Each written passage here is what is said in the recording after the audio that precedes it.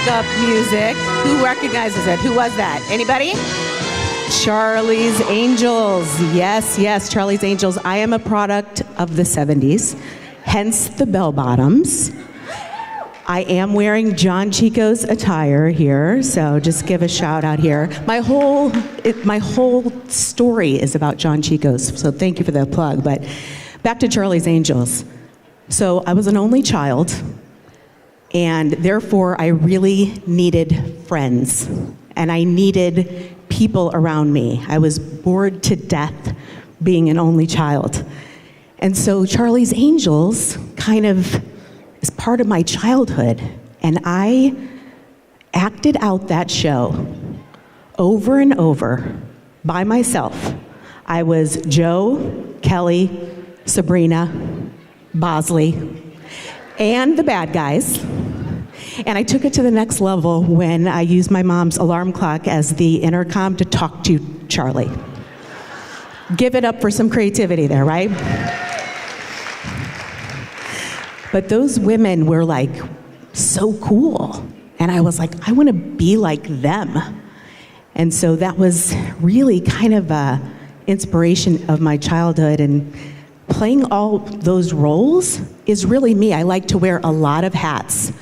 I do a couple of things. It's kind of embarrassing when I hear it listed out. It makes me cringe a little bit, like, how am I doing that? I'm doing it because I have really good people. They're in the back. Give them a round of applause. So, back to the name Go-Go.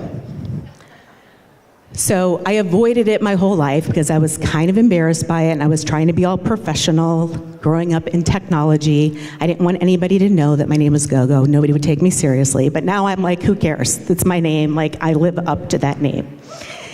So, the reason why I have that name, my mom, Teresa Chico, back there, she could never find me. I was always running around, getting myself lost, hiding under the racks of clothes at John Chico's. It was like the greatest place to be as a kid, but the worst place at the same time. And so I just had to keep myself busy. My grandparents would give me these like tedious jobs to get me away from customers because I never shut up. I remember like these boxes of buttons. My nono, my grandfather, John Chico, he would buy these boxes of buttons and they'd be like, go sit in the corner and sort these by size, shape, color, and put them in these tiny boxes. That's why I'm very detail-oriented these days. So that's kind of where my personality comes from. So the weird thing about growing up in a family business, and I loved hearing the Macaulay story, I mean, I can so relate. You don't even know that you're getting like an MBA in business because you're just like forced to come to work. But I was like growing up, who remembers the Twin Towers? Yeah, so I grew up in the Twin Towers, and it was like my daycare. I would run around that building, and I was like 5, and all these business owners around John Chico's would be like, go, come watch my store so I can go run to the bathroom. And I was like 5, right? So people trusted me to run their businesses back then. I'm like, I don't know what's going on, but that's kind of how now I'm like, I'd probably be a decent business owner. I learned a lot growing up, right? So that's why I have like 5 businesses and work for Google full time. But there's another reason. My mom, and I know I'm going to embarrass the hell out of you tonight, so too bad. My mom taught me in her own way to be fiercely independent. Fiercely. To never depend on someone else, financially especially. And it was in a very indirect way that I learned these lessons, right? So I am fiercely independent. I see my husband back there. We don't even really share a bank account, so sorry, honey. But no, it's something that I'm so grateful that she taught me over the years. But what's funny, going back to John Chico's has been in business 71 years. So yeah, shout out to Tina Chico Pop back there. she was like such a role model for me. She probably didn't know it until recently. So I'm telling you now, thank you for all you've taught me. But she's the boss. Like, everybody comes into John Chico's and they're looking for a guy as the boss. No, she's the boss of John Chico's. She's been the boss of John Chico's for 30 years. And I'm just so grateful for her as a role model. So, remarkable place to grow up. Speaking of remarkable, a lot of you people need to come to my I Am Remarkable session. I hear a lot of people not saying nice things about how remarkable you are, so that's coming next. We'll do that next time. But there was another remarkable woman who, sadly, less than a month ago, we just lost, and that was my mother-in-law, Margaret Morris. Margaret used to tell me stories about driving my husband, Bobby, around in the back of her car before they had GPS for Meals on Wheels. This was like back in the day. And I'm like, wow, I kind of want to do Meals on Wheels. I kind of want to volunteer. So she really inspired me to be involved in community service and philanthropy. And I see so many organizations that I've gotten to know over the days because of Margaret. So give a round of applause and grateful to the legend she left behind. Now, there's a little gift on your table. I think it's by the flowers, so everybody take a second to look on your table. And while you're doing that, you guys find a little special thing? It's a safety pin, and there's a bunch of scissors on the safety pin. So take those out. Everybody around the table, grab a safety pin. Okay? You guys seeing them? Everybody grab one and put a pair of scissors in your hands. While you're doing that, I'm going to tell you a little bit about why I'm wearing this ridiculous suit in a 90-degree day, and I'm having a terrible hair day because of this rain, but this is like I said, John Chico's menswear suit. This is how I remember my grandfather always wearing a suit and a vest and a measuring tape and a needle and thread. But as I think back about my childhood at John Chico's, I remember seeing a lot of mannequins, like naked mannequins, which was totally creepy. But does anybody know that like butcher tape or butcher paper could be used as patterns to make clothes? That's what this is. So it's kind of my cheat sheet. So everybody has their scissors. Raise your scissors in the air. I want to see that everybody has their scissors. Those are yours to keep. They're not going to cut anything, but hopefully they will remind you to go to John Chico's. Okay, so here's what these scissors mean to me.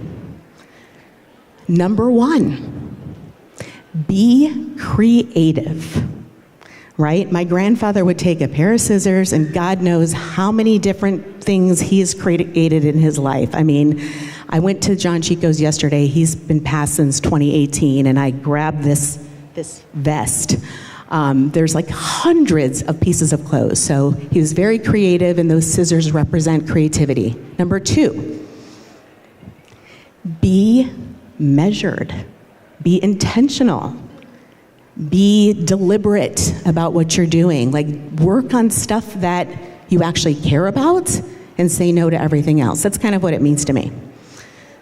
Number three, now this one's a little controversial between me and my husband. Be sharp. Meaning be on time, honey. Okay? And if you can't be on time, be early. It's just kind of something I live by. All right, number four, and this is a big one. And these are like metaphors, so you have to kind of like think, what does this really mean? What am I trying to say? Number four is alter it. If something isn't fitting you, whether it's a relationship, or a job, or a neighbor, you can fix it. Your clothes, you can take it in, you could let it out, you can throw it away and start over. So that's kind of like meaningful, right? Like, I have a failed marriage, I've had jobs that I've had that didn't suit me. I just got rid of them, right? Or you modify. Okay, and the last one, number 5. This has 3 parts. This is the most important one. Number A, 5A, don't be dull. Be fun. Have some fun. Loosen up, right? Have a little fun. Who's with me? You guys are ready to go home. Number B, letter B. Don't cut corners, right? Just do what you're supposed to do. Try to do it the right way. And you'll have a reputation for being impeccable with your word. And finally, this is the most important one. Do cut the bullshit out of your life. It's important. There's so much bullshit out there, and I'm so glad Kelly cussed because I feel better about actually writing a cuss word into my speech. So I'm going to close with one more inspirational story, and that is back to my mom. So Teresa Chico, last September 16th, I was at a Service League event, and she hadn't been feeling well. She was diagnosed completely out of the blue with stage 4 ovarian cancer. I'm going to tell you what. She took her scissors and she cut that bullshit right out. She is living with no evidence of disease today. I'm so proud of her. So proud of you. I said I wasn't going to cry, God damn it. But I just feel so empowered. I'm sorry, Mom. You deserve it, though. One more round of applause for her. So I just want to thank everybody. I hated being last today because, oh my gosh, there's so many amazing women up here. I was really stressed about coming up here and doing this speech, but I feel so grateful and so blessed to be a part of this. So Jenny, thank you. And with that, just be remarkable. Have a good night.